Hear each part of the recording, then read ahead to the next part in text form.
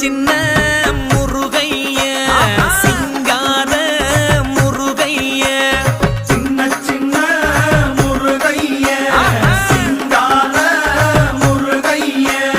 கொஞ்சி கொஞ்சி தமிழ் பேசும் செந்தில் வடிவேலனவ கொஞ்சி கொஞ்சி தமிழ் பேசும் செந்தில் வடிவேலனவ சின்ன சின்ன முருகைய சிங்கார முருகைய கொஞ்சி கொஞ்சி தமிழ் பேசும் செந்தில் வடிவேலனவ